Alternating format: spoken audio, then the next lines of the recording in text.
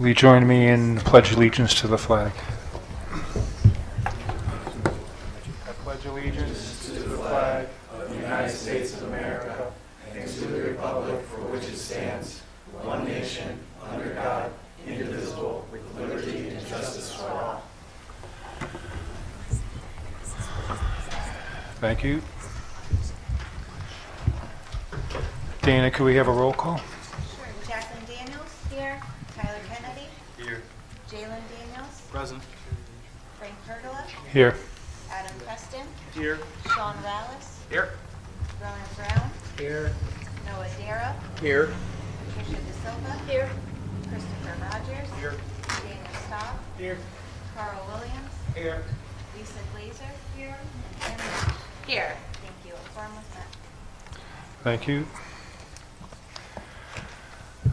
I need a motion to approve the previous minutes from the amended minutes from the April 14th meeting. So moved. Second? Second. All in favor? Aye. Any abstentions? Hearing none, so moved. Okay, it's time for the public session. I would just ask that you keep your comments as brief as possible. So is there anyone who would like to speak at the public session? Bev?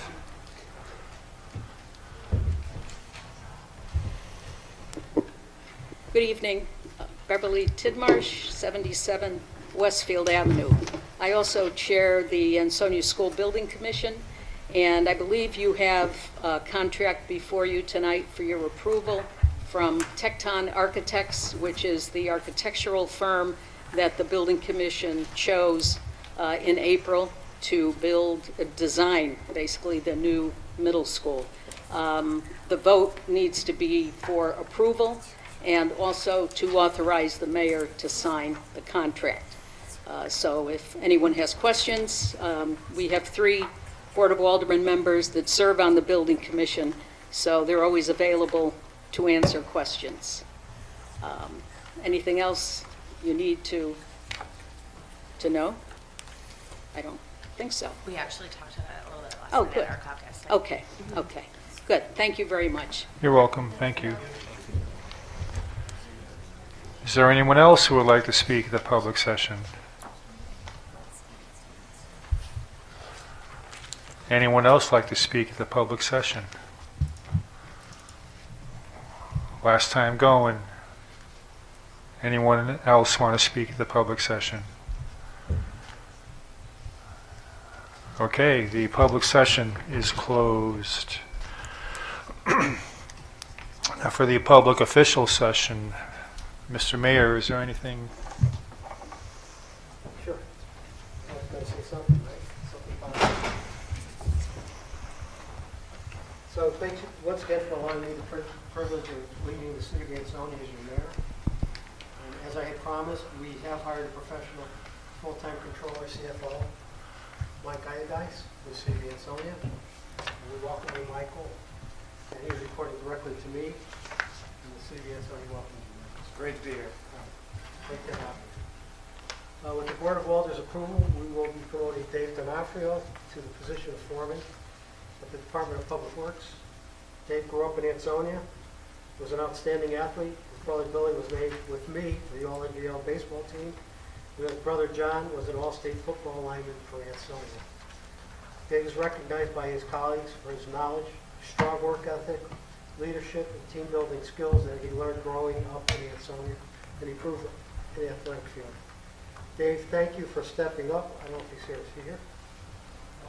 Okay.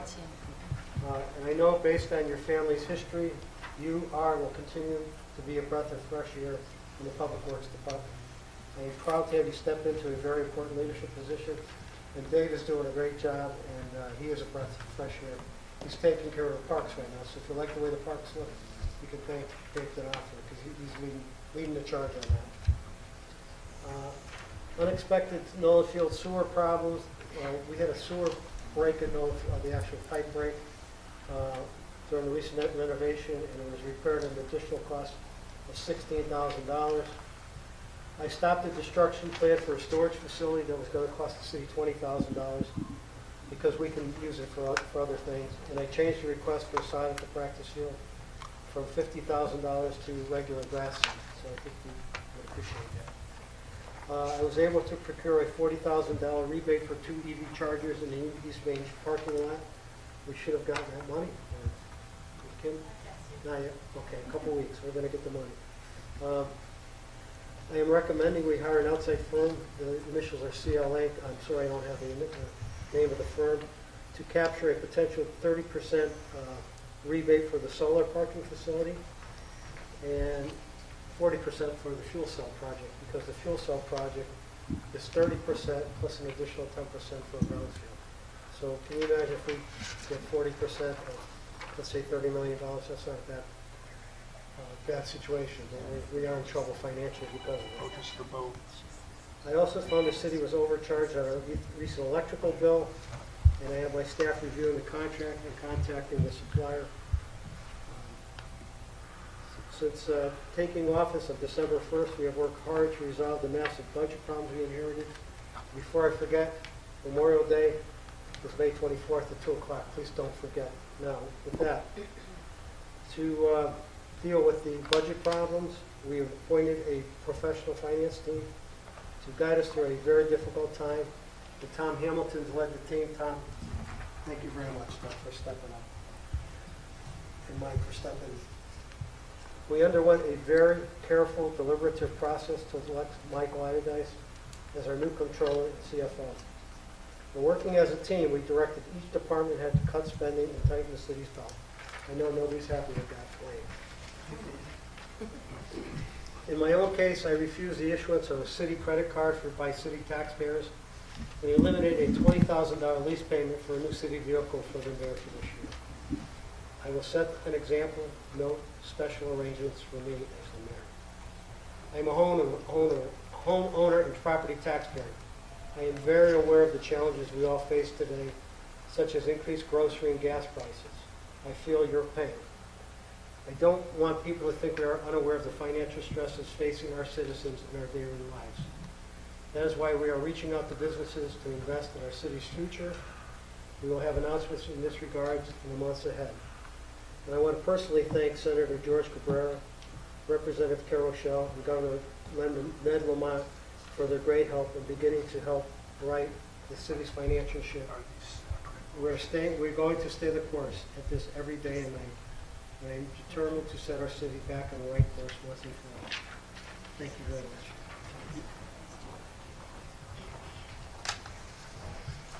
Thank you, sir.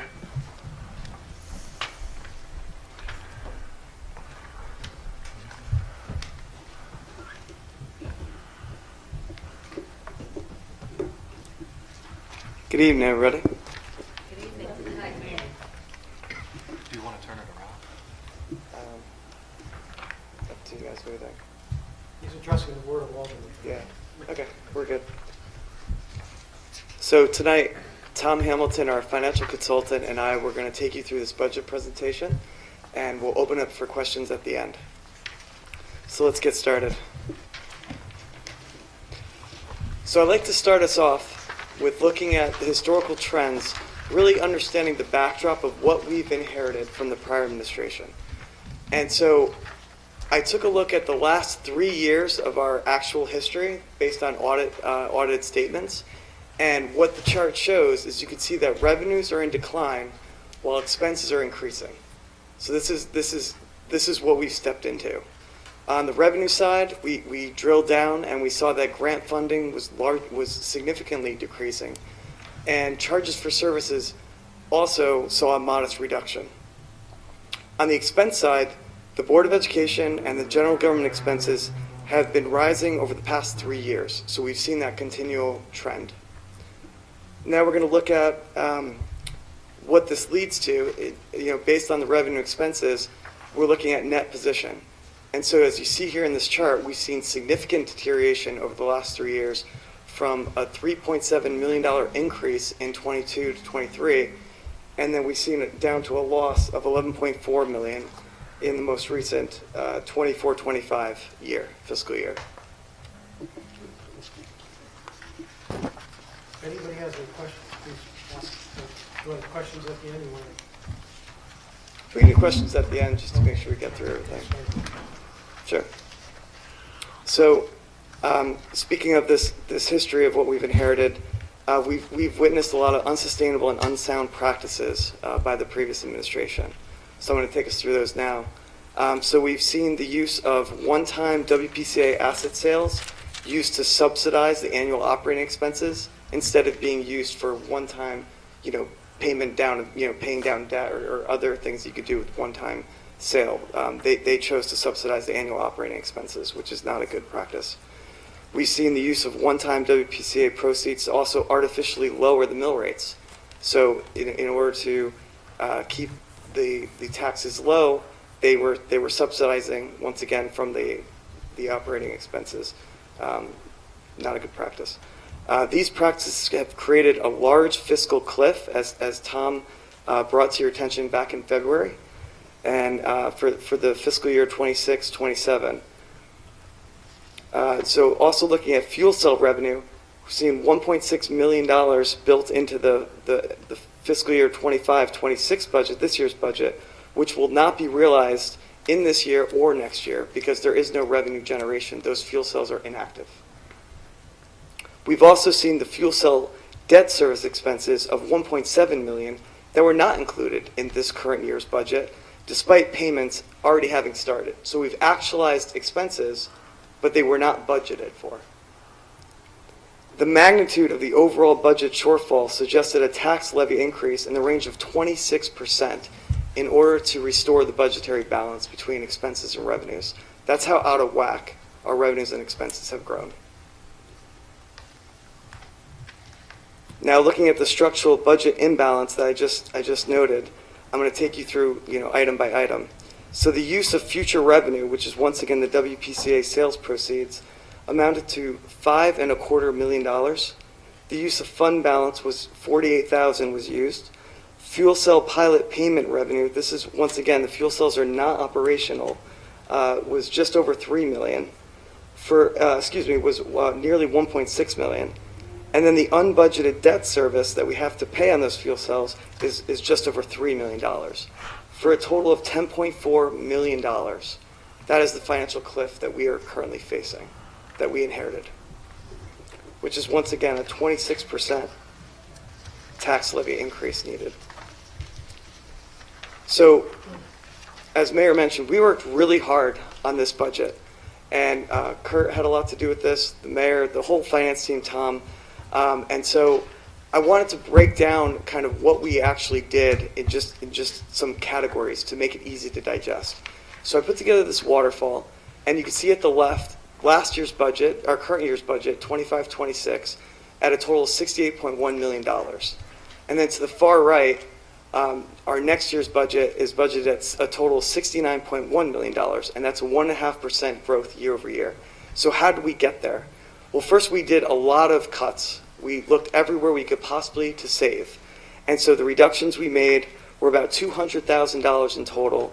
And I'll go through, so staff reductions of $100,000. That includes staffing reallocations, reduced labor hours, leaving vacant positions unfilled. Then we had $80,000 savings from Public Works, the curbside pickup efficiencies there.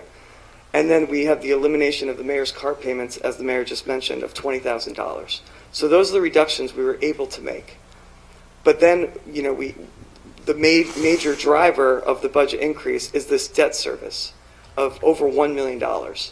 That's something we can't escape. If we default on our debt, our credit rating goes below average, and we will never be able to get financing for capital projects to come. Then we have our insurance increases. Insurance costs go up every year, $25,000. And then other puts and takes lead to a net increase of $125,000. So that's how we get to our $69.1 million for this next year's budget. Now, I wanted to further break this down for you, for all of us, for every taxpayer. And so I said, okay, what is the breakdown? Where does every tax dollar go? So this is a breakdown of this year's budget, the $69,146,155 in total, and this is a breakdown to see where every dollar goes. And so we could see circled in red at the top of the right-hand chart is nearly 70 cents of every tax dollar is invested in education and public safety. This is where tax dollars go. This is where your money is spent. This is not frivolous spending. This is really good investment in the city.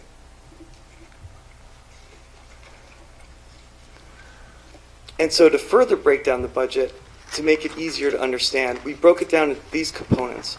We looked at the Board of Education, and historically, the Board of Education budget has been increasing year over year. So for this year, for this current coming year, we held that flat. That was the mayor's directive. We held it flat. So no increases to the Board of Education. So they had to make tough choices in order to keep it flat. The city expenditures actually were reduced by about $100,000. You can see here. So once again, that's all these cuts and reductions we've worked hard to do. And what we're left with is the debt service that we once again have to pay. And that is causing the $1.1 million increase offset by the city expenditures of $100,000 to give us a total budget increase of $1 million. So this just breaks it out so you can see it clearly here. Once again, debt service is the driver of the budget increase. Just want to stress that. Now I'll turn it over to Tom Hamilton once again to walk us through these last 3 slides. Thank you, Tom. Thank you, Mike, and good to be with you all again. I think I saw most of you, met most of you in February when I gave the presentation on the condition we were in, the condition the city was in. And Mike already mentioned it, but I want to mention it again, and that is we started this process with an understanding that there was a 26% gap between revenues and expenses, and that we were looking at effectively a 26% tax increase in order to bring the budget back into balance. So to get from that gap to where we ended up, I think is really quite an accomplishment. And one of the things Mike didn't highlight, but I'd also say is, you do have some of the basic drivers of your budget are wages. You've got labor contracts, and typically they're generally small, 2% type increases, but there are increases in wages that has to be factored into the budget and was factored into this budget. And you also have potentially some health insurance cost increases, which are driving budgets in many places. So part of what you don't see all in here, but is sort of buried in here, was cuts across the budget in those areas where it's possible to make cuts in order to fund the employee wages and fund employee benefits. So I just wanted to make that point as well. So talking about state aid, the reason why we're a little behind where we would otherwise be in terms of budget approval is because we understood what an important component state aid was going to play in balancing this budget. So we really needed to know what were the final numbers coming out of the legislature this year. And it is really, I think, some astounding good news for Ansonia. And I think, your state representative, Rochelle, and your State Senator Cabrera both deserve really tremendous credit for their work in securing the level of funding that Ansonia was able to secure here. So what we put up on the screen are the increases that came about as a result of the final action from the state legislature. So I'll just go through them. The first one is the supplemental education aid of $939,494. Those funds go directly to the Board of Education, so they don't flow through the city general fund budget. They go directly to the Board of Education, but that amount so happens to be enough money to make the Board of Education budget whole. So even though the city budget for education next year is flat funded, which is actually the minimum amount under state law that you can provide, you can't make cuts to your current level of local funding for education under something called the minimum budget requirement in Connecticut. So you're really at the minimum for education, but fortunately, due to this state aid, It provides the Board of Education with the increase necessary that we have the superintendent here, but it's my understanding it does provide them the resources they need so that they should not need to implement any layoffs in the Board of Education. So that's an. The next one is a supplemental Mashantucket Pequot and Mohegan grant of $261,000, and that is at this point indicated to be a one-time grant. Perhaps next year we'll see. Maybe the legislature will make it permanent, but as of right now, it's a one-time grant that comes directly into the city and helps reduce the amount of money that you need to levy in taxes to support your budget. The adult education grant, there was a small adjustment of $15,866, and then the last big item is one-time rescue funding of $3,250,000. And when I say this, city received an extraordinary amount of money, that truly is an extraordinary amount of money, and it makes all the difference in the world in terms of helping get the mill rate down where I think it's a little more palatable, or should be a little more palatable to people, and allows the city to use the resources it has in a sustainable way so that it doesn't blow up on you next year.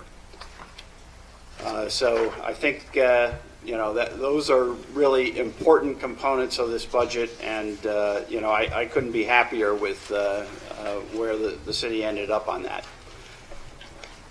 So one of the things that I also talked about back in February was the notion of multi-year financial planning, and it's something I really believe is vitally important and something I've been working on in the time that I've been here, and will be when I'm done leaving with Michael, all the spreadsheets and so on that support the planning that we're doing. But we are looking at what are the financial implications over a multi-year period? What are the impact on taxpayers over a multi-year period?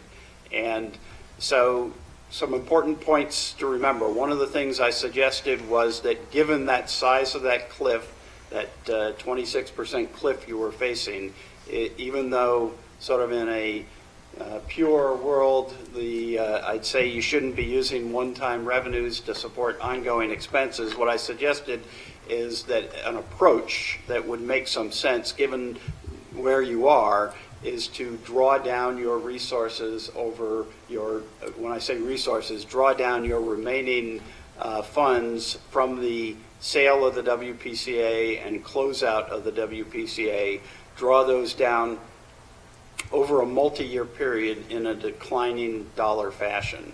And so that's what I've done in these projections of your mill rates going forward, and that's what we've done here in these projections. And we've provided two different scenarios. One is if the budget is approved as we're outlining it here, and it just made clear we're not asking for budget approval from the Board of Aldermen tonight. There are going to be two public budget meetings set up to provide information to the public, and so it would only be after those meetings that you would come back and actually vote on a budget. But the budget we're talking about here reduces the mill rate from what the mayor had originally proposed back a couple of months ago down to 30.35 mils, which is a 6.3% increase in the mill rate. The budget we had gone out with, the mayor had gone out with, was a 7.95% increase in the mill rate. So it's a pretty material reduction from that increase. It is still at a level that would require going to referendum. So that is a number that would have to go to referendum. We wanted to give a picture of what the impact on the average single-family homeowner would be, an average condominium homeowner would be. So what we've provided here is using the average assessments from the tax assessor, that 30.35 mill rate would translate for a average or median single-family home in Ansonia of $336 a year. And if you look at that on a monthly basis, I think it translates into something like $28 a month.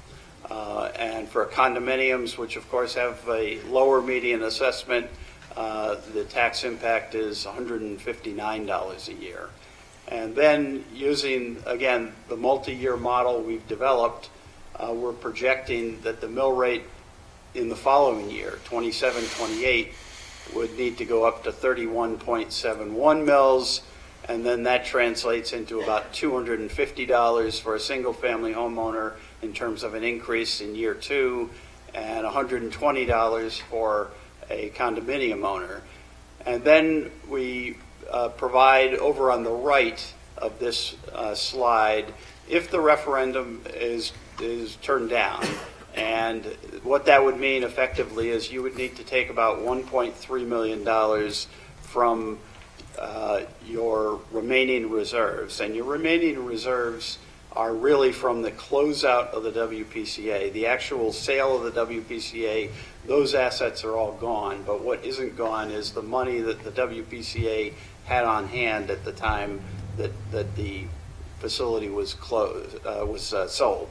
And so there's about $7.5 million there that we've recommended the city draw that down over a 4-year period, again in declining dollar amounts.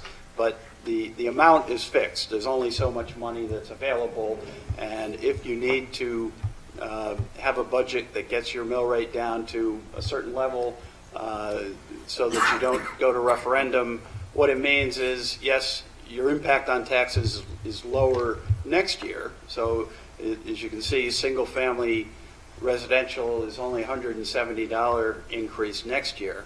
But then, because you've got less funds to draw down on in the next year, and you don't have that one-time state revenue of $3,250,000, it means the next year your taxes are going to go up a lot more. And in fact, over the 2-year period, I think what's really striking is that over the 2-year period, you're looking at, under the scenario we're recommending for a single-family homeowner, $590 compared to $756 under the no referendum scenario.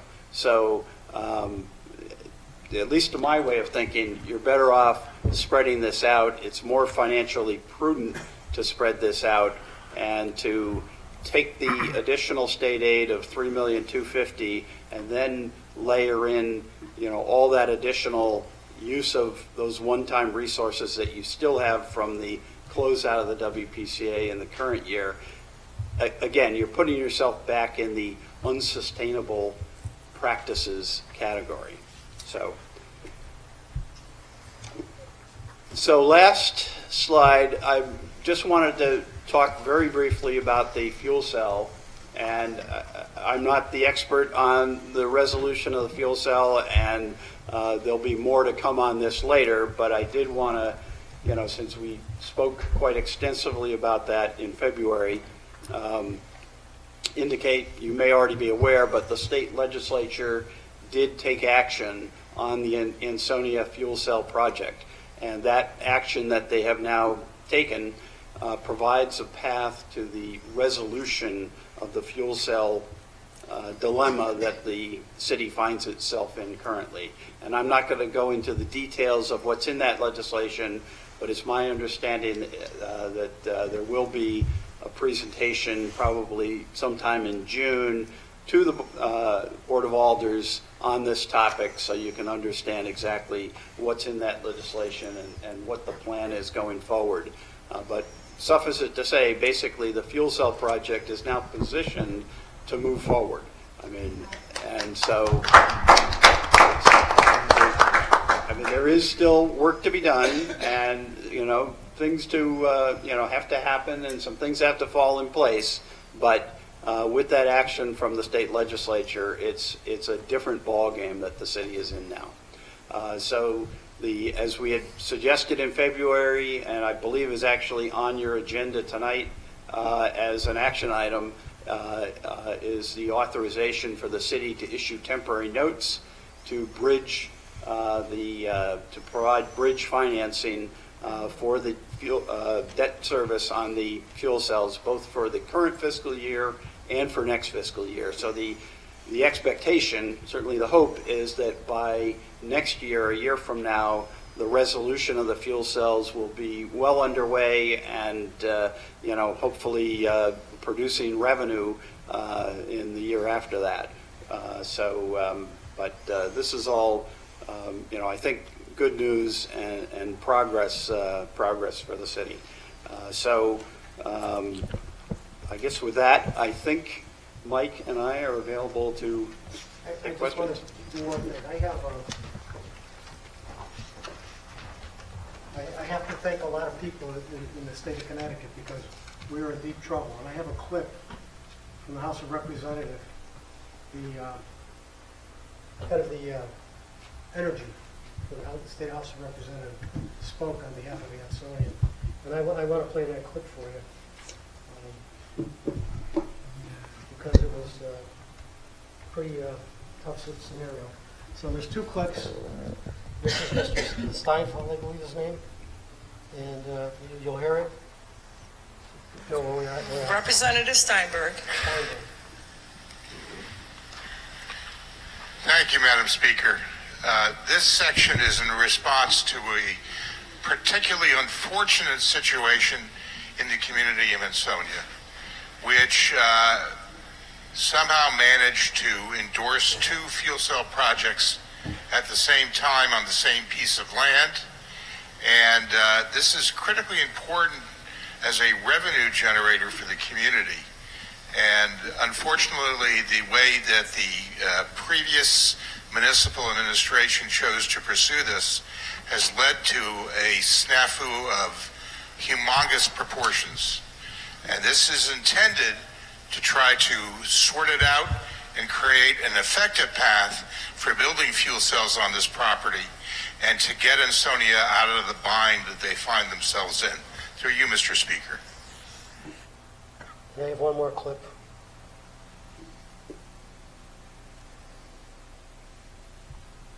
Thank you, Madam Speaker. I just want to agree with the good representative that I would have preferred that we had a different process with this.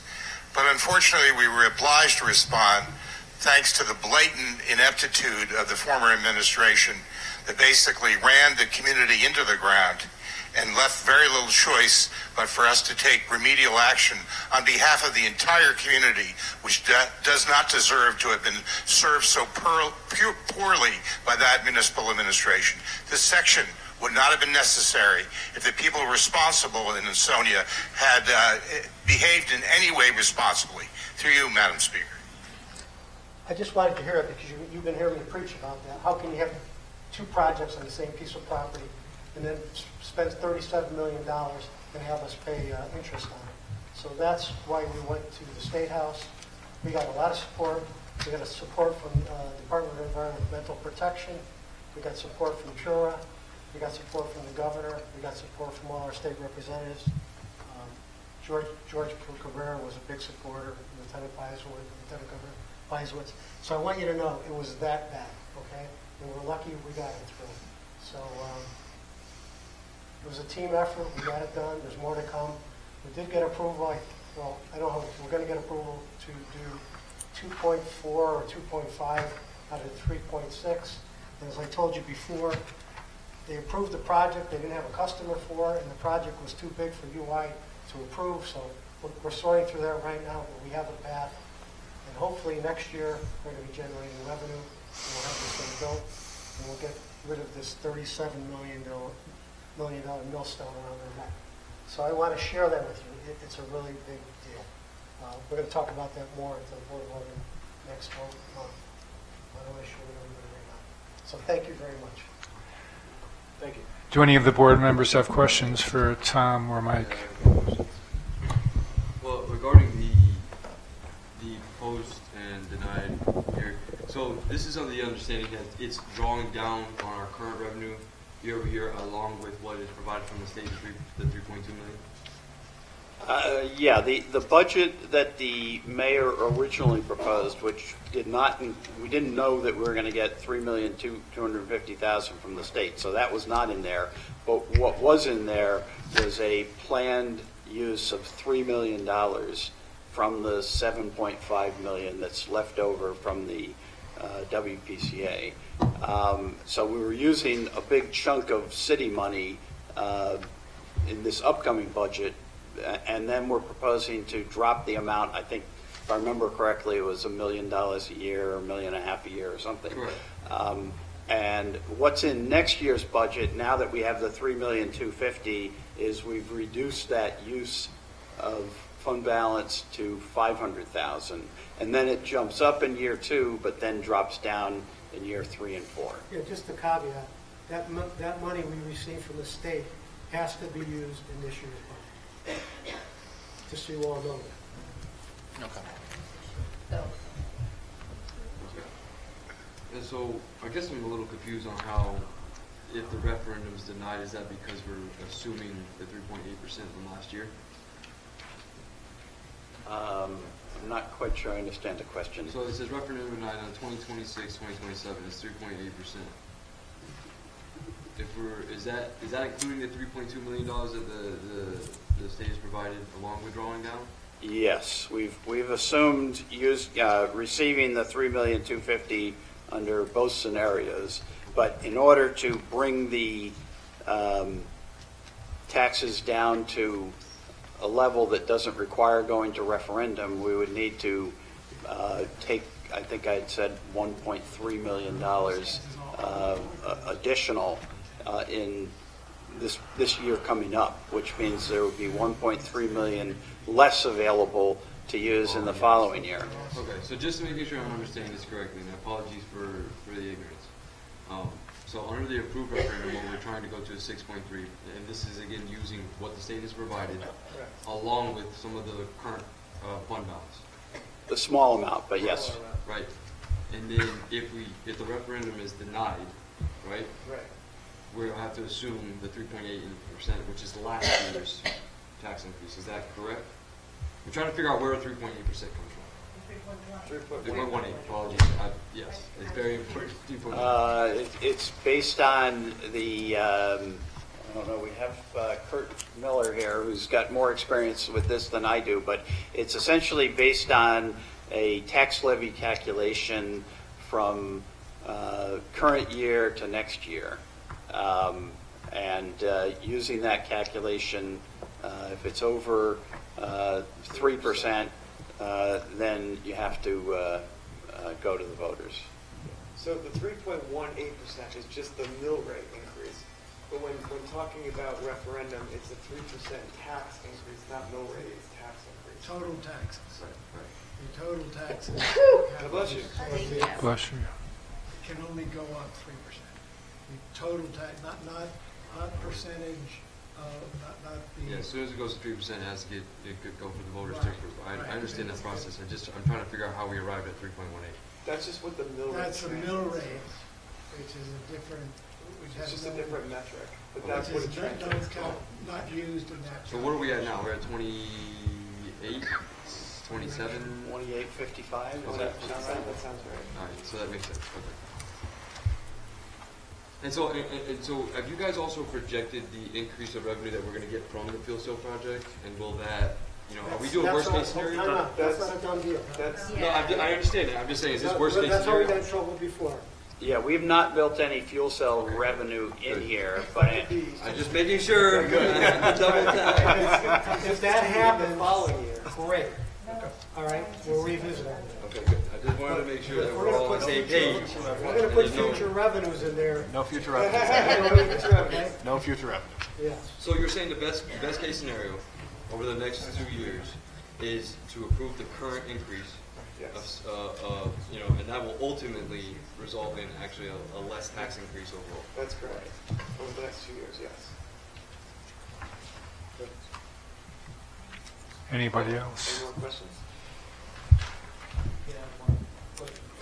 Supplemental education aid, is that recurring or is that just for this 1 year? And if it's just for this 1 year, then we'll have a problem with education the following Yeah, that's recurring. It is recurring? Yep. Good, thank you. Yeah, that's the one that was. So I think- Well, thank you, gentlemen. Thank you. I have a question. Yeah, go ahead. If I'm doing my math right, No. you're saying if we do this referendum at the current numbers right now, in 2 years, taxes would go up a total of $869 ballpark. So you don't want to add those numbers together? Together, 'cause it's Because two those are different just totals. averages of different, I'm just trying to figure out, do we Sure. have the figures, what it's gonna be, like ballpark, if we pass the referendum versus if we don't? Like how, money-wise, is that gonna be $756 versus $590? yes, for Yeah, a single family, that's that's the way to look at it, yes. Okay. Yeah, you look at those lines individually. I just circled them both because you could just compare the 590 to the 756 Yeah. versus the 279 to the 358. It's just incredible that, given the referendum failing, it would actually be worse off for the Well, taxpayers. That's what I'm trying to figure out. Yeah, so it's in the taxpayers' best interest to approve the referendum. Overall, no matter what, it's still gonna end up getting more money if we don't. And that's what it comes down to, our monthly bills. Right. And just to make sure I'm clear on everything, we're getting this, we're getting 4 million and some change, 4.4 I think is right. And our debt is accumulated around 10 million, right? The debt The with. financial cliff is 10 million. Oh, yeah, yes. Right, and so we have 7 million in as reserves. And you're saying, bad idea just to pay it all. I'm just making sure. Yeah. Okay, because then we're broke. Exactly. Right. Okay. So drawdown over year creates a less of a financial cliff. And so the expectation is in 2 years, will we reach that 26%, will we reach even? Or is there a projection there? We haven't really looked at it like that, so Yeah, I I'm just don't- not sure I can Yeah, say that's I wouldn't- completely accurate or Yeah, not. I wouldn't say that. Understood, Yeah. understood. Other question? Go. What happens if the voters vote down this year from 3%, and then next year, the following year, they only give us 3% as well? We're not gonna do it because we're not gonna have the money, correct? And then we'll claim bankruptcy, is that right? It's going to be a pretty dire situation, for sure. That's what they need to understand. Yeah. And this is to save us. Are you guys, are you guys attending any of the board meetings or anything like that? I mean, we're doing the public session, but. Yes. Okay. Yes. I will definitely do that. We have to look at non-essential functions.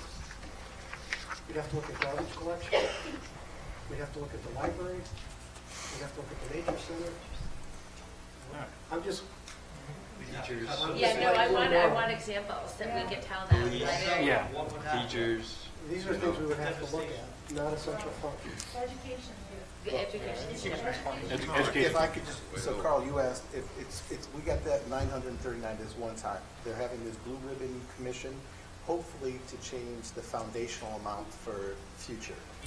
And the hope is that if Rochelle and Cabrera worked as hard as they did this year for next year, which past behavior is a good indication of future behavior, that we should be expecting to see very similar, results. So I hope that we'll see more than that, so taxpayers don't have to shoulder the burden as well. But it's not reoccurring, but hopefully there will be monies. is that part of the ECS, Yes, because this 939 will not be part of ECS. This is just a one-time relief, kind of like this. Oh, no, that 939, I It was, comes in as ECS, but it doesn't change our MBO. It's not to change. oh, it doesn't change your MBR, but Right. it's still Right. recurring revenue. Yeah, so that's Does not change the that's an idea that we have to think about. You get $939, about 900, close to $1 million. It doesn't change your MBR, but we have to, that's the excess cost sharing. and we're going to have to. Do you want to explain the ECS funding, Tom, how it hasn't gone up in 13 years or Joe? Well, I'm not sure I can I can help explain Tom it. out, but it's, the foundational amount has been about $11,000 per student since 2013. That number has changed. The needs of our students have changed. The populations have changed. What they would like to do is propose a sliding scale based on student needs. So maybe special ed students, also multilingual students should get maybe more. The School Finance Project, which is a third-party organization, they're working on creating a metric or change and helping us identify what the new foundational amount should be per student. If we could look at, say, if we got another $2,000 per student, which would be phenomenal. We have about 2,300 students times 2,000, looking another $2.3 million, and that would bring us into a whole different area that would cover this 900,000 and probably the increase for next year as well. So we're looking for that foundational amount that goes to every community. I also believe, and this is just my belief, there's some communities that can definitely shoulder the burden based on what they have for, their grand list. There's other communities that need it, that are in far greater need, and I think they really need to reset that foundational formula. But yeah. Any other board questions? Oh, Yeah, let me just, and I've got this question from a few of the alders. There was a change to the total budget from the original budget submitted to the current budget that's submitted, and some additional expenses were added. Can you just summarize what exactly that might have been? Yeah, so that is the debt service we spoke of? Right. Yep. So that's really what's driving the 68 going to 69. Right. It's almost all debt service. It's really the primary driver. Yeah. Can you explain why it was not in the original mayor's budget? Well, it was, at the point the budget was being put together, I was not aware that the city had $28.7 million worth of bans that are maturing in August. And so it didn't make it in the mayor's budget. What was in there was just a small amount related to the prior year. There was some money from the prior year. There had been, from the prior year, the city had $6 million worth of bans, but I was not aware that no, I think it was $6 million, but I was not aware that the city had increased its borrowing that much. And this is for capital projects, including the middle school project. So there's, the funds are being spent. There's, I think, $4 million for property purchase, and your architectural work on that project is now getting started. Plus, there was also other city projects in there, some field projects, some road work, and some vehicles, and some other things. So these are, real projects that need to be financed, and so the debt service either needs to be in the budget next year, or what it would mean is you would have to, you could theoretically, and this would be like a backup position, but you could roll the bans and roll the interest in the bans for another year. But what that means is you're then using authorization that was for capital projects and now using it for interest expense. So you would have to reduce probably your paving. I think there was $5 million that was set aside for paving, and I think $2 million of it has been spent. So you'd have to take the $3 million that's left and say, well, we're going to reduce that $3 million down to $2 million. I don't think it makes much sense, because you just almost be borrowing money to pay the interest on it. So what is the point of that? Right. And I just wanted to make sure that everybody on the board knew why the total budget went from 69.15 to 60, from 68.1 essentially to 69.15. I just wanted to make sure that the board was aware of what the differences were. Great. Thank you. anybody else? Thank you, Mike. Thank you, Tom, for your efforts. Thank you. Mr. Jarman. Thank you, Mr. President. A tough act to follow, Mike. Thank you for that. Briefly, just to update you guys, time and accrual, what I spoke about last month, that's moved forward. We had our first super administrative training. We're expecting that trainings to go out to the department heads probably in the next 2 weeks. We've had some contract negotiations, and we have two contracts before you tonight in executive session. One is a collective bargaining agreement, the other one, as the mayor indicated, is for a foreman.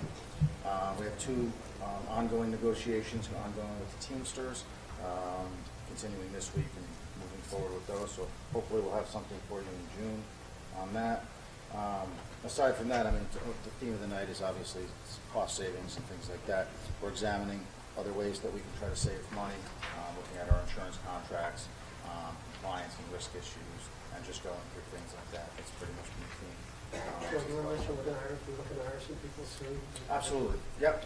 We did put a posting out for an internal position to fill a laborer down at Public Works. We're anticipating 3 other positions being filled in Public Works probably in the next 30 days as well. So those will go out internally pursuant to our contract, and then going out publicly after that if we can't fill them internally. So. And we're doing that now because we feel that we'll be paying the piper next year, not this year, because we don't have the money for these people this year. So we were smart about how we're doing the hiring. So we are starting to hire again. We need people. Well, absolutely. We've had a lot of retirements, and we're able. Attrition is really we're coming to that point where we're actually in a position where we can actually backfill a lot of it. So it's not a huge cost as we're bringing people on, and we're bringing people on. But assuming newer people, they're going to be at a lower stage, so or a lower step rather. So sure. I don't know if anybody has any questions. Thank you, guys. Thanks, Joe. Dr. Joe. First, I just want to say thank you to everyone involved regarding funding. Our Senator Cabrera, Representative Rochelle, and I was probably the happiest phone call I could make was to the mayor saying we send the pink slips. That was, and so once again, I thank the Board of Aldermen and our Board of Ed, everyone for the support for our schools and our teachers. I just want to give you a rundown of events. School is winding down. It's moving super fast. This is the springtime toward the end of the year. So May 14th we have prom. May 19th is our top 10 dinner. I can just reminder again, the 22nd before Memorial Day is an early release day.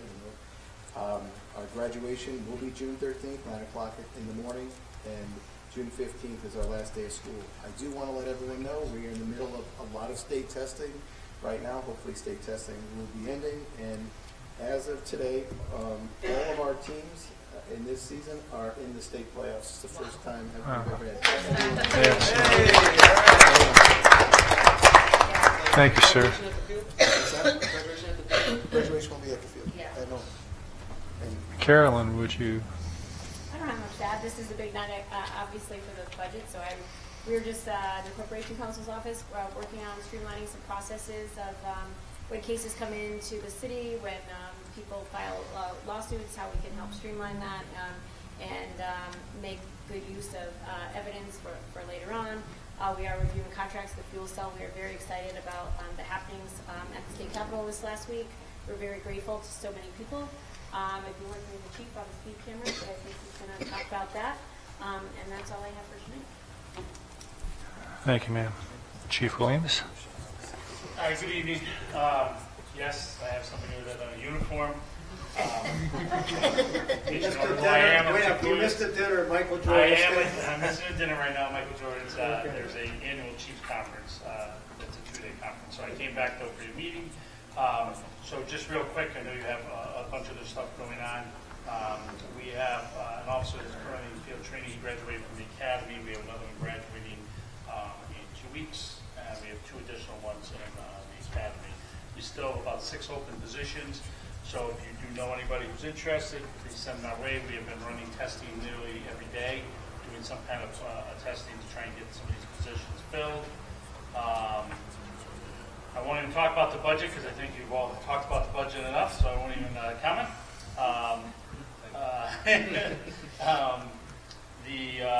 Just so you know, all your officers, officers in the department every 3 years have to get recertified by the state of Connecticut or else they cannot work. It's broken up into groups, but this is our largest group, and all the officers that needed recertification by June 30th have already completed all their certification processes, so we are done with that. The state has already approved all of them, so we don't have to worry about that. Still waiting from this federal government on a couple of grants that I have submitted requests for. As I talked about at the meeting, you're going to be hearing maybe in the June, if not the July meeting, regarding an Axon contract. We are just about the end of negotiating the new 5-year contract with them, and then it'll be going over to council for review. These are things that are mandated that we have to have. I think the Nolan Field and the ordinance committee, we've done a lot of work. They've done a lot of work. I've tried to help them participate as much as I could. So I will tell you that I know your ordinance is up for vote tonight. The police department has been a part of that process, and I do support that ordinance. The distracted driving grant that we received from the state of Connecticut for the month of April has ended. So we are in the process of submitting for reimbursement. It's 100% reimbursement from the state. So it was at no cost to the city. You may have seen an article on the paper about the motor vehicle accident on Persian Drive that was in March. We made arrests in that. As the mayor said, Memorial Day Parade, we're upstaffing it, so that's a staff-heavy event for us. You'll see that there's officers blocking off all the intersections. We've already obtained a permit to close the road.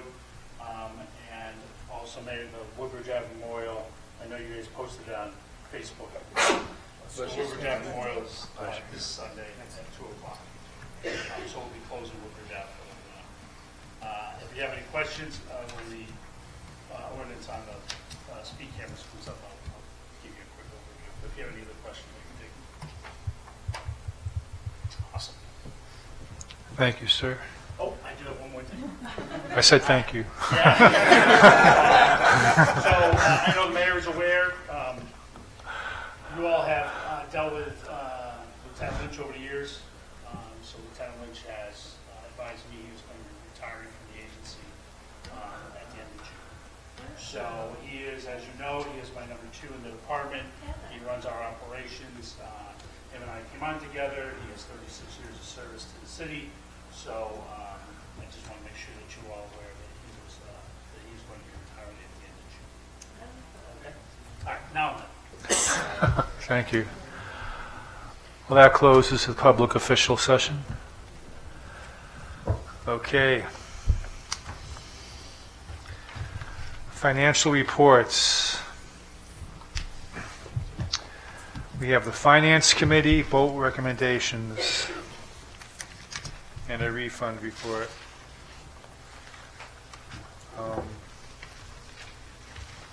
The refund report is for a total dollars of $2,191. I need a motion to accept these reports. So moved. A second? I'll second. All Sorry, who was the first? all in favor? Aye.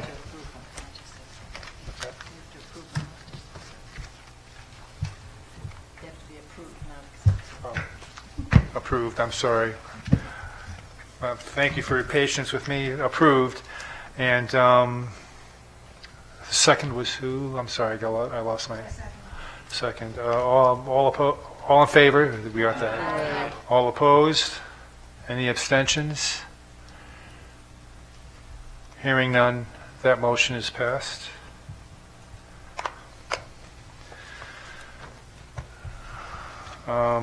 Accidents and claims, we don't have any.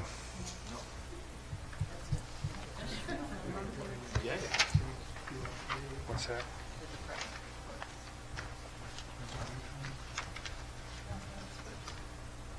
Oh, the monthly department reports. Do I have a motion to approve those reports?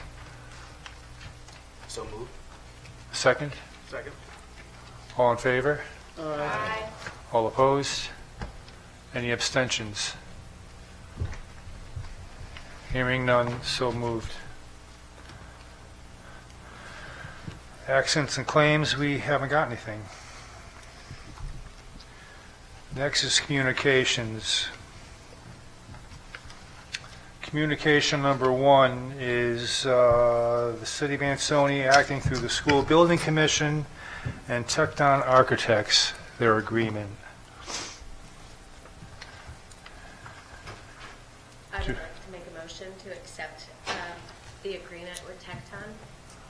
second?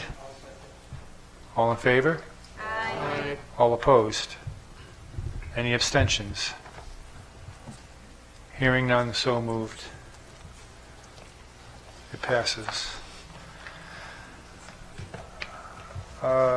Communications number 2 will be addressed at a executive session later on.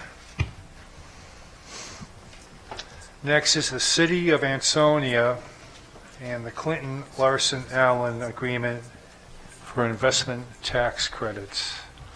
I'll make a motion to approve that agreement. I have a question.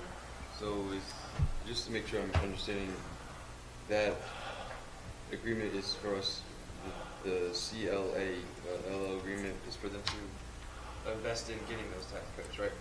Yeah, we're gonna hire them, we're looking at millions of dollars, it's a very small price for them to investigate what went into the Internal Revenue Service, the paperwork.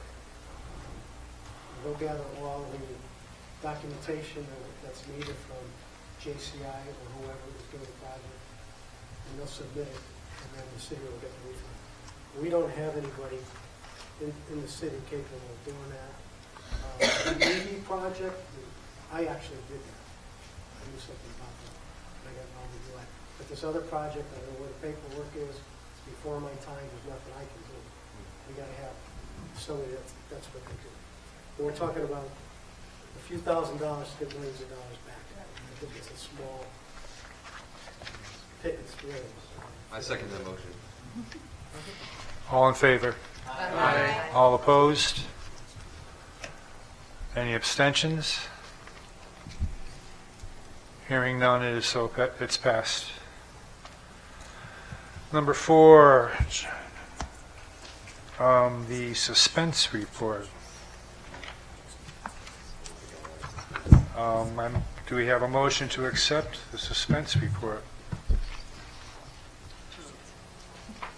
I'll make a motion to accept that. Do I hear a second?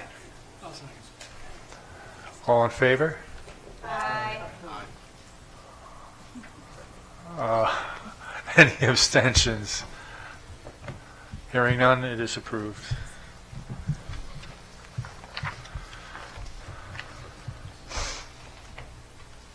Next, appointments. We have 2. One to Frederick Tidmarsh of 77 Westfield Avenue in Ansonia to the ZBA. I need a motion to approve that appointment. I'll second it. All in favor? Aye. All opposed? Any abstentions? Hearing none, the appointment is approved. The second one is Dennis Hubbard, 6 Jarvis Drive, also to the ZBA. I need a motion to... I'll make a motion to accept Dennis Hubbard. Second? All in favor? Aye. All opposed? Any abstentions? Hearing none, the appointment is approved.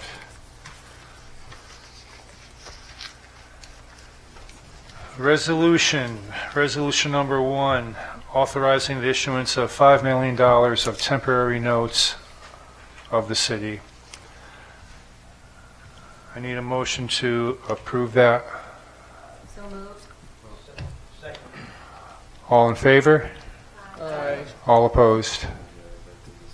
Any abstentions? I have a question. I guess I don't really understand the $5 million. What are we doing with that specific money? Is that paying towards? It's for the fuel cell bridge. We have to pay money for debt that they showed you up there. We don't have that money. That's going to go into the general fund. That's what's going to stay to pay off the debt. And Tom, if you've got anything you want to add, we'll be able to pay that off. Yeah, I mean, that's basically it. I mean, this is to reimburse the city for the first debt service payment that was paid in December of this year. There's another debt service payment due in June 1st, And then next fiscal year, there's debt service payments again in December and June. So this $5 million covers all of those debt service payments. And as the mayor indicated, if you don't borrow the money, then the only other place it's going to go, it's going to come from your fund balance, and that will be enough to essentially drain your fund balance. So this is to prevent the draining of your fund balance, and obviously the hope and the expectation is that with the fuel cell project now back on a track where we believe it will be operational and producing revenue, that will then, allow the city to recoup these payments ultimately from the revenue from the fuel cell project. So just to make sure I'm understanding this correctly, it's from December, the one that just passed, 2025, this June, and then this coming December, and then next June, correct? Correct. Okay. And these notes would probably mature in mid-August of 2027. And so the expectation is by that point, we'll at least know what's happening with the fuel cell. And if it's not up and operational, at least it will be, a plan will be well along the way. So you know when, what the financials, at this point, we don't really know what the financials are going to look like on the fuel cell until the deal is all put back together. But this gives us the time to allow that process to continue. Okay.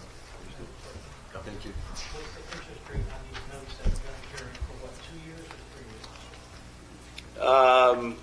Well, hopefully it's only about a year, but we'll have to see what the numbers look like, after, we're, 3/4 of a year into it or something. But at this point, we're expecting the notes to only go for about 14 months. Interest rate will probably be up around 5% because of the use of the proceeds. They actually have to be taxable notes. So. We're looking at a cost of what, $2,500 a year to carry those notes? No, I think it's about 250,000. Yeah, 250,000. Yes. Yep. That was up $250,000 to carry it for a year or two. Right. And that's what we're going to pay to hold on to this, so it's not. So the taxpayers are facing. Right. So Right. we're not exhausting our fund balance to cover a problem. Right. Or raising taxes, As well. And it's all due to the fuel cell. Then ultimately, it relies on the communication is we're at a $37 million kind of fuel cell issue, right? And that number, given the powers that be, will reduce, hopefully, over the next couple of years. But this is just to kind of keep us on track. This is to carry you for the next year, essentially, and the expectation is a year from now, you're going to know a lot better what the numbers look like going forward. I mean, because remember, the original projections was that this fuel cell was supposed to not only cover the debt service, but generate $1 million a year excess to the city. And I don't think we're going to necessarily be in those numbers because, as the mayor indicated, the deal has a slightly smaller fuel cell size, but it gets quite complicated. I don't think I want to try to go too far down it. We're not going to be, the problem with energy, it's complicated. You got to have people running it. You got to have people managing it. So I know a little bit about it. I'm not afraid to say I don't. I do. I was the energy person for the city 15 years ago, and we're going to lease the property. We're not going to be in the fuel cell business because it's only going to be problems for us. When the equipment breaks down or whatever, we might be handled with a pile of junk after 5 years. So it's better we lease it. We get money in. It's guaranteed. We don't touch it. They pay us for it, and they manage it. They tried to sell us the project on 4th Street 15 years ago, and that was a hydroelectric plant, and I was involved with that, and I shot it down as the person that the mayor depended on upon that time, and the thing broke down a year or two later. And I asked them, well, what's the deal? And they said, well, you own it if you buy it. And I said, absolutely not, because we're not energy people. And that's that should be our position. We're not buying, cities are not energy people. There's a lot of paperwork, there's a lot of maintenance, a lot of things we've done. There's enough revenue generated from the lease contract, right, to cover the debt service? We should be. I think that's the only caveat. I just want to make sure, you know. We should be, we're hoping, I would see several $100 million. Okay. 100,000. But it's not going to be in the millions. Yeah, but I mean, that's what it comes down to make a little bit of passive income while covering your debt. So. Okay, thank you, Tom. Yep. Mr. Avon, I have one question real quick. I'm just curious, given the fact that we've been hearing our financial dirty laundry for the past several months, what is the confidence in the marketability of these? The expectation is this is going to be a private placement with a local Connecticut-based bank that knows Ansonia, and we've got several banks that are interested, and so we don't think there'll be any problem in that regard. Thank you. Thank you. Thank you, Tom. Thanks, Tom. On to the ordinances. And before we get to them, I want to thank Alderwoman Daniels. Oh, I'm sorry. Started and then there were questions. Oh, okay. I apologize. May I have a motion to approve? I made a motion. The motion's on the floor. All in favor? Aye. All opposed? Any abstentions? Hearing none, so moved. I apologize for that. Okay, I guess I can go on to ordinances now. I want to thank the ordinance committee and Alderwoman Daniels and the other members of the committee in working hard on these two ordinances. They put a lot of effort and a lot of thought into it, and we appreciate it. The first one is for the automatic traffic enforcement safety, and we haven't had a public hearing on that yet, right? No, we had an ordinance meeting and we have tabled that, and I moved to table it as well, but Chief, will you? Sure. I'll just kind of explain. We kind of jumped ahead. So with the way you're doing the ordinance is the ordinance gets referred to this board. This board then refers the ordinance to the ordinance committee. We'll meet with the ordinance committee, make sure it's the correct, everything's done right, and then it comes to this, it'll go to a public hearing then to this board. So Okay. I can explain this a little bit, but then I ask at the end of that it's referred to the ordinance committee because they have not reviewed it yet. Right. Okay. So you've seen the articles in the paper that have been driven around the state. There are now 14 municipalities that have active traffic cameras. They have long terms, but they're speed cameras. There are now, like I said, there are 14 municipalities. We have been working on this, the ordinance with a couple of different vendors. The state law on this is very strict. The DOT is very strict on this. So the process is kind of a multi-stage process. The first thing we need to do as a municipality is you have to pass an ordinance after having a public hearing. Once you have an ordinance, then you can start moving forward. But if you don't have an ordinance, then it's dead in the water because the state won't even look at it. So it goes. We have the ordinance. It gets approved by this board. You select a vendor. You may be able to do that at the same meeting. You select a vendor, and then that vendor has to create. They've already done the speed studies for us. We already know locations in town that need to have a problem that can be addressed using speed cameras. I will tell you, and I know there was an article already on this, and I was quoted, so I'll quote it again. It's not a magic elixir. It's not a magic wand. It's not going to immediately stop speeding throughout the whole city. So, and nor can you just put them up anywhere you want. There is a very strict process with this, and you have to have a substantial speeding problem on that street or another reason for putting it up there. And the state is very tight on approving those. And Wayne, it comes with the signs, right? Yes, it's That the go- legislature, when I've they seen them in approved Milford, it back in that's why I'm asking. 23, was very specific about what you have to do. You have to have so many signs, you have to have an ordinance, you have to have it approved by the state, and the state does not just approve it because you send it in. They have kicked them back. You work with a partner who does all the installation. Listen, at the end of the day, there are locations we did speed studies on that they did not come back with a big enough problem, and there are locations that they did come back with a problem. I will tell you, I talked about it at meetings, two of the locations that we've already done studies on that show a substantial issue was Ford Street in between the schools and Pershing Drive. There were other studies done. I don't want to get into every study because we'll ask for more studies as we go along. So the process, as I told you, we have to do the ordinance first. So let's get that to the ordinance committee. I'll meet with the ordinance committee and we'll go over it. I'll explain it a little bit more in detail, and then we can move forward. The biggest thing the biggest takeaway you have to get from this is two things. One, this is a reduction for public safety. There is a revenue component to it that the city could make revenue off of. However, you can't look at it from that point.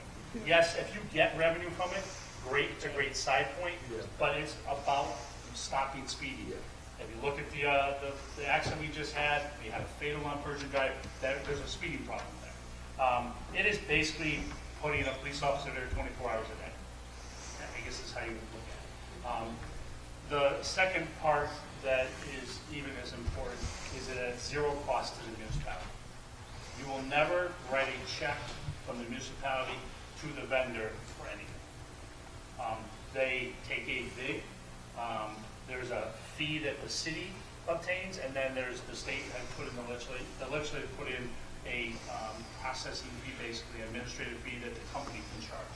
So you hire a vendor, they do all of the work, they do 80% of the work. The only people that the municipality will have to hire is you have to have somebody who does the secondary review of the violations. They do the initial review, and then somebody here does a secondary review. We are still working that out.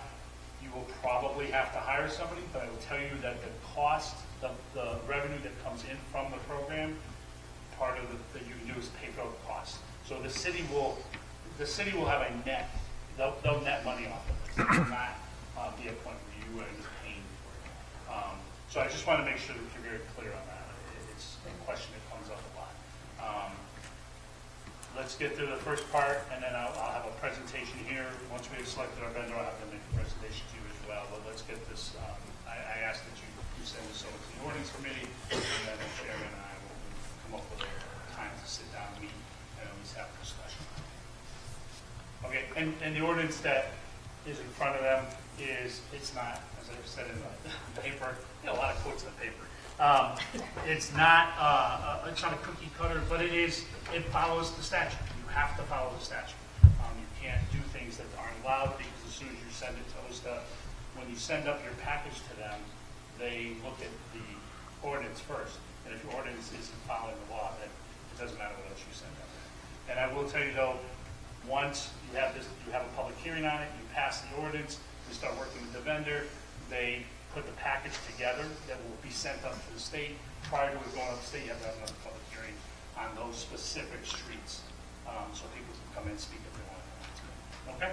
So I just want to let you know that's kind of where we are right now. Thank you. And then one more question on the speed cameras. Yes. With the funding, actually, is there any potential for other speed remedies, like speeding tables? So, so here's what I will tell you. The state legislature was very specific about what you can use that money for.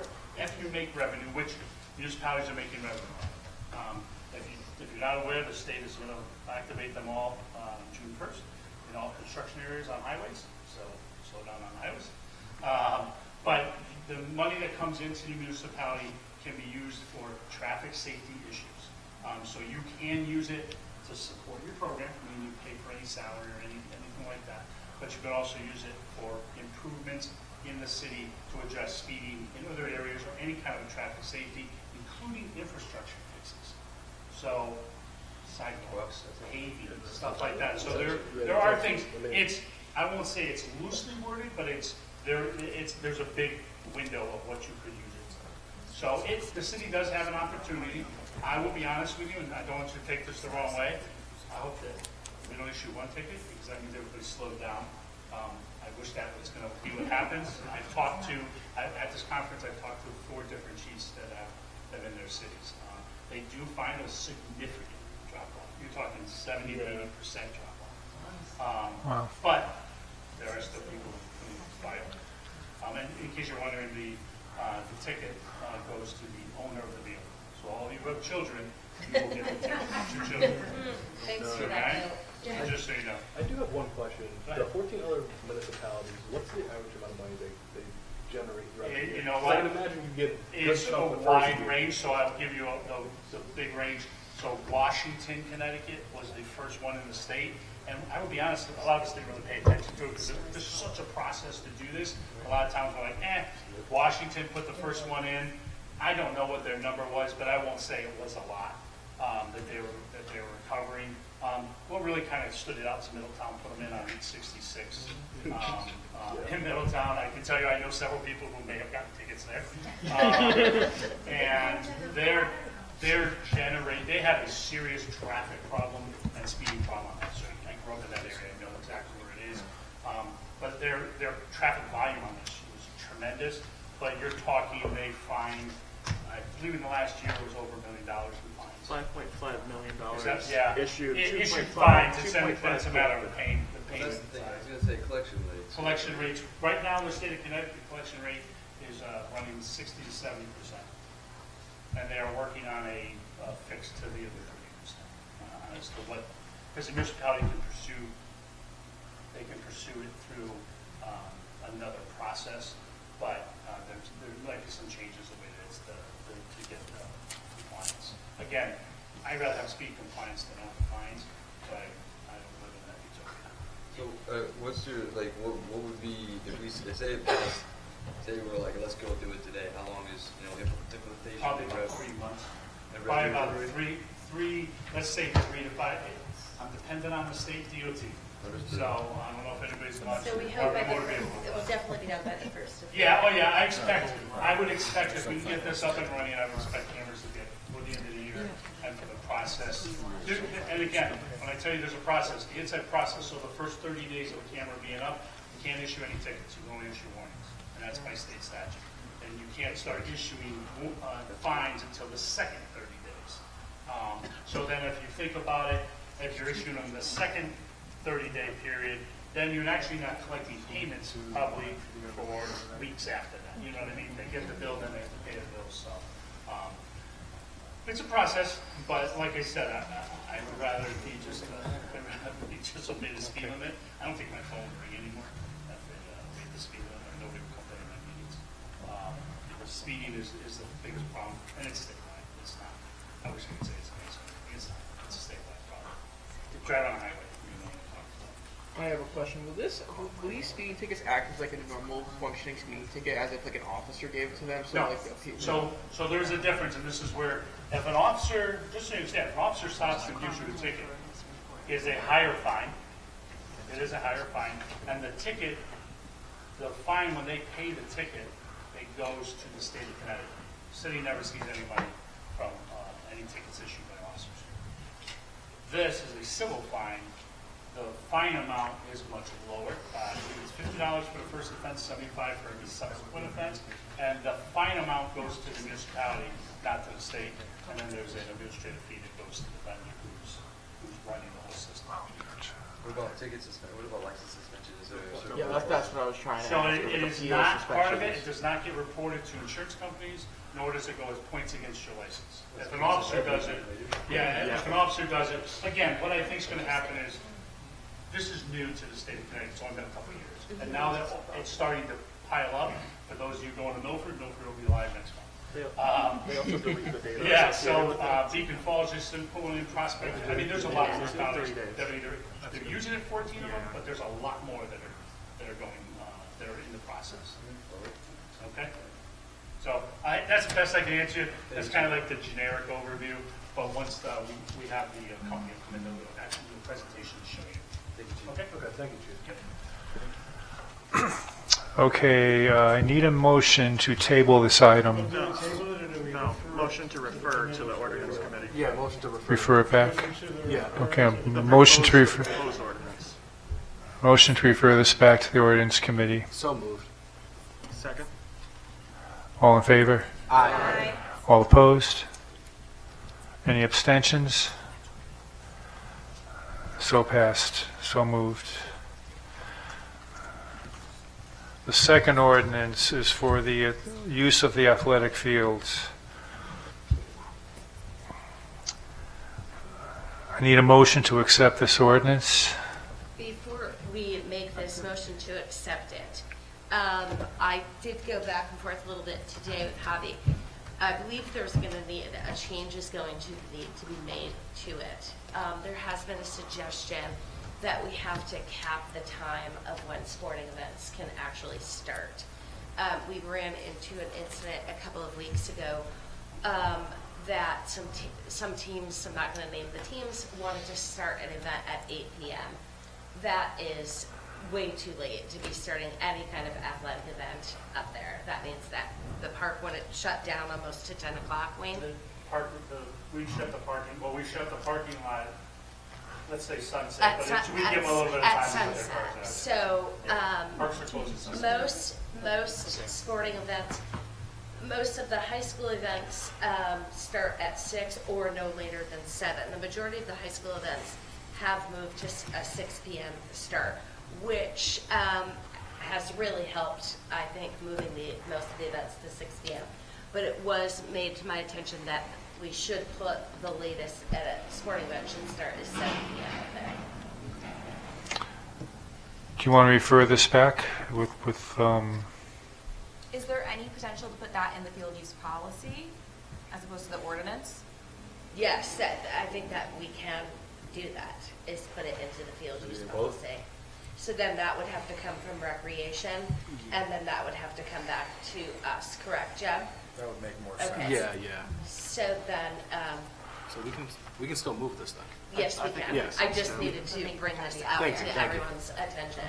So I'll have Jeff bring it up at the rec board next Tuesday, and then it will come back to us. So you're moving this to the rec?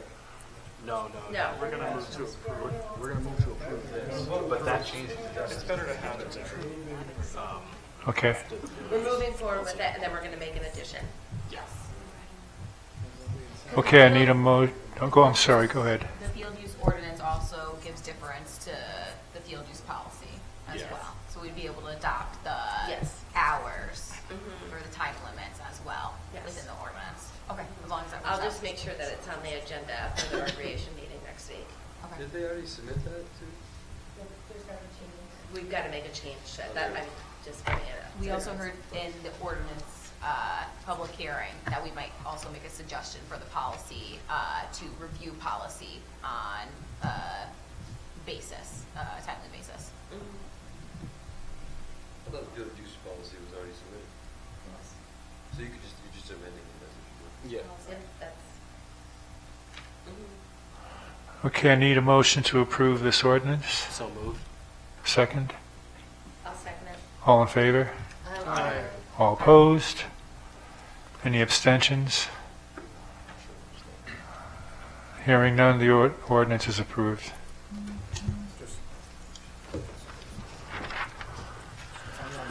Just so, Mr. President, if I may really quickly, just, it Sure. doesn't immediately go into effect, you have to set a date, I think it's 30 days out. Yeah, it has to be on the books. I think the ordinance has to be on the books for 30 days before it becomes effective, so just so everyone's aware that you passed the ordinance tonight, so it'll be 30 days until the ordinance is actually enforceable. Okay. Cool beans. Before we move forward, Mr. DeLacio was not here for the initial public official session. Mike, do you have anything?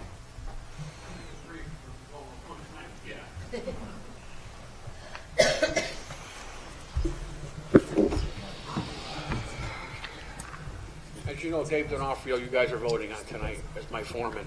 Great guy, very happy to have him. Between him and Tyrone, they've been there 20-plus years. Going to be a big help to Public Works. He knows the fields inside and out, and he gets along with everybody. Just want to say thank you for allowing him to be one of my foremen. Makes it easier on me. So, besides that, I mean, we're all picking up bulk this past month, which the scale, I got word today that's coming in July 1st that week, which was quicker, but trying to get some revenue coming in. We had 175 bulk stops since April 15th, which if we were charging, this is this discussion, $50 a person, it'd be like $9,000. We still got 2 more weeks to go. So we have to generate revenue out of there. Like every other town, Seymour's doing it. Just charges we're going to put together. I'm going to bring it to you sometime next month. But we have to start charging a little bit for commercial people, residents, on certain things. You know, garbage, recyclable, stuff like that, no charge. Leaves, brush, or when a contractor comes in. Bulk, we're looking at $15,000 worth of extra tonnage that we're paying out. We're not getting no revenue on it. So these are a few things that I'm going to bring to your attention once the scale's going. And How will you do bulk pickup Well, next bulk- season?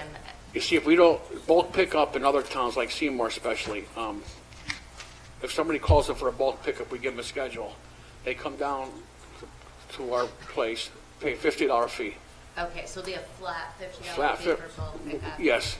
Okay. Which is not bad compared to if you had to get a dumpster. You know, we Of send course, out yeah. 3 men, 2 trucks. That just about covers a little bit of labor and some of the tonnage.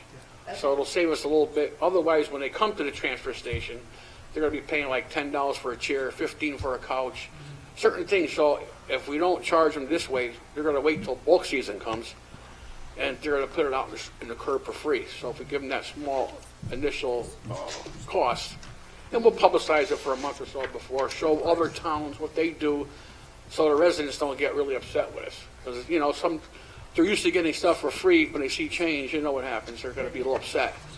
So we'll show them what other towns are doing, publicize it for a month on Facebook. I'll put big signs up, so they'll be aware when they come in, you know.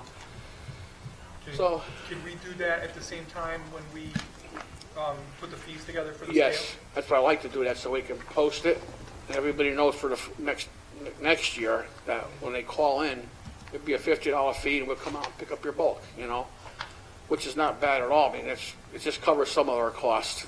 Otherwise, you know, it's not a big fee, and you're coming to your home to pick up your stuff, you know, and it's... So Mike, I have a question for you about the Sure. scale.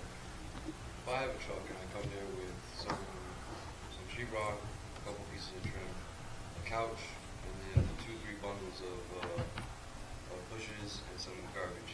That'll be weighed by tonnage.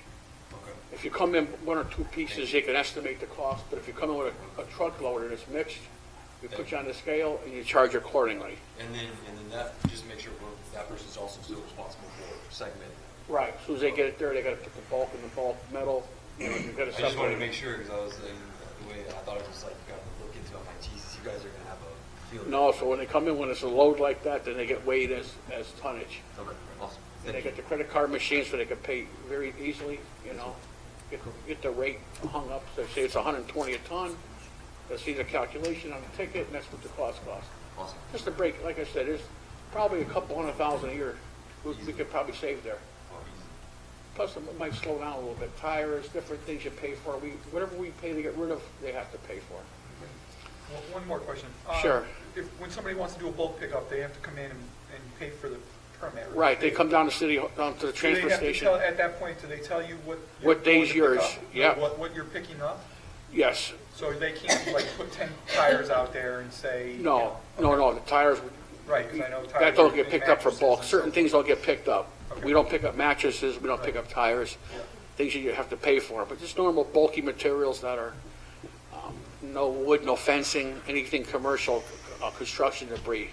It's just furniture and household stuff, you know, whatever you have, metal things, refrigerators, washers, dryers, because that goes into the metal pile, which we get revenue out of. Yeah. And we've been working, the Nola Field is almost together, the sewer line's together. So you think the bathrooms will be working by the end of this week? They are working, but there's no, Double header on but there's no water pressure. So here's another There's no problem. water It's pressure? just evolved this week. Oh, So the water's working, the drain's working, we flush in the toilets, there's no water pressure. So what they have to do now is put a pump in to bring the pressure up so they can flush the toilets. So that's what I talked about with this Going Field project. Yeah. We have all these little things that weren't included in the project. yeah. The broken sewer line, Yeah. the pump that was burned out by somebody went in over the weekend, a separate issue. Yeah. And now we don't have water pressure, and it was never engineered as a plant. Yeah. So this has cost us probably $40,000 additional to get the field ready, and nobody ever put it back. So that's why, when we didn't do the $50,000 sod, thank God, because at least we have some money. Or knock down the building. Yeah, or, yeah, it has another 15,000 savings. Yeah. So. Okay. So there's a few more little things up there we're There's a taking few care more of. things. You know, Yeah. the sprinkler system's working beautiful. It's quiet. It Yeah, really it pumps. looks great. It does. He's coming in this week to show our guys how to operate it, timers and all that. The lights are working. There's a couple light poles I think that are out. Jeff just told me about. Yeah, So I'm gonna get a call in tomorrow to Chris. yeah. Some of the FRP on the bathrooms are falling off. He has to repair. There's no, no divider when you open the door to walk in yet. So we can't use them because you can't open the door if the girls are changing there with no divider.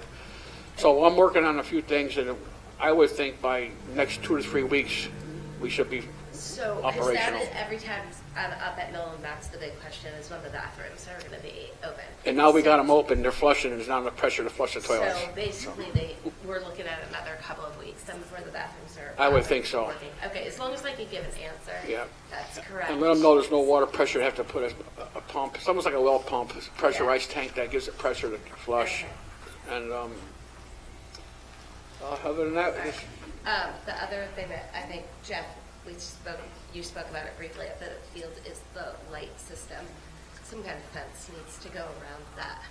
I talked to Chris about that. Okay. Ballards and a fence. Anything that's electrical, Like tomorrow. and it should have been done already, and I don't know why it's not done, but I had a call into him. Hopefully, he could. Thank you.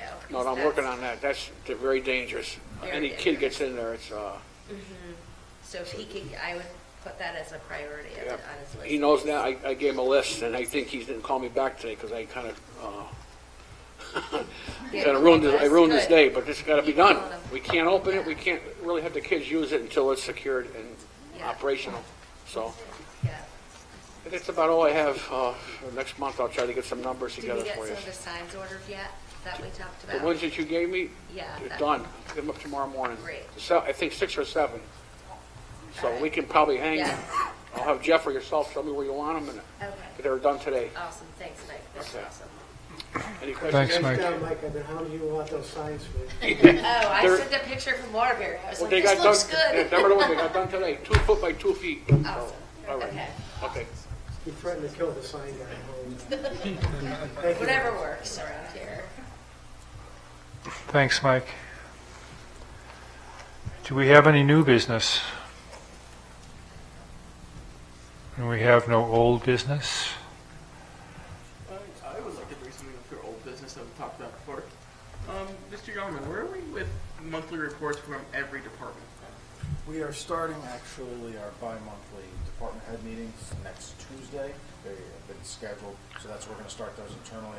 Over the last month, understanding the board's concerns, we've been more focused on the budget, so that's taken priority. But we do have a department head meeting scheduled. I've received the form from the Alderwoman, thank you.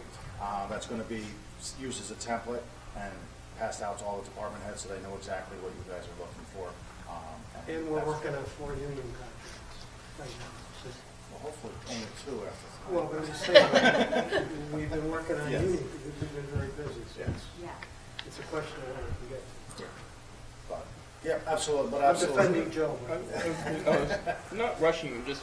No, It's in it's the been a works. priority, and it's been something the It's a mayor good point. has brought up, and I appreciated the template that was brought to me yesterday, understanding that you guys are looking for those reports.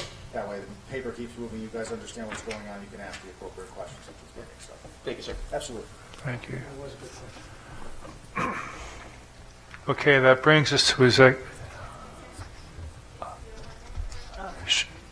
Sure.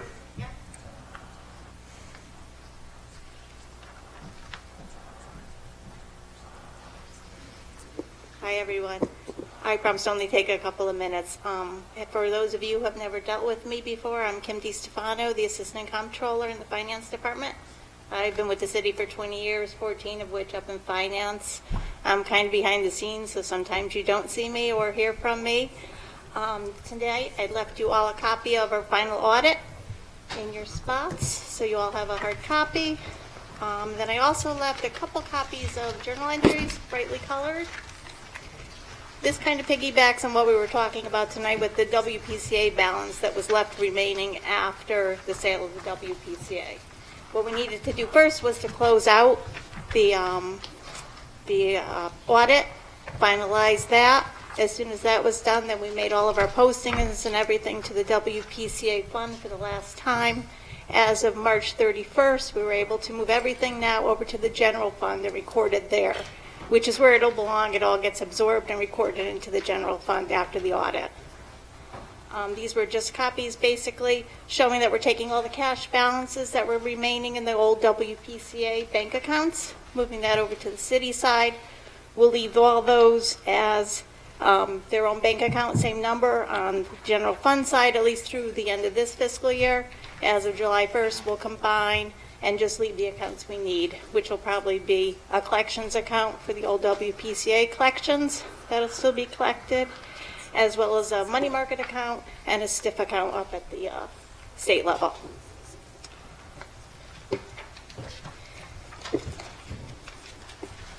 I think that pretty much covers it. As basically after they had dismantled the WPCA itself, then the Board of Aldermen is now the authority of the WPCA funds. So I just kind of wanted clear transparency and show you exactly the accounting that we were doing that was necessary to make this movement and to record it. So if anyone's got any questions, I'm always available to answer. And I just kind of wanted to give you a heads up and let you know this was what was done on the city books. Thank you. Thank you. Thank you. Thanks, Kim. All right, for the executive session tonight, we have 4 items. A blight lien for 33 Star, a blight lien for 116A Jewett Street, the arms contract, and a public works foreman contract. So I would ask, first we're going to deal with the blight lien on 33 Star Street. So I would ask anyone who is not directly involved with that, Rhonda, could you hang in here, to vacate the room? Do we have to make a motion? We do have to make a motion. Oh, make a motion to allow, okay. To enter into executive session. Second. So moved. We have to make a motion to go into executive session. Yeah, Ann made the motion. And then who we're inviting in. I second. Just make it easy. Yeah. Yes.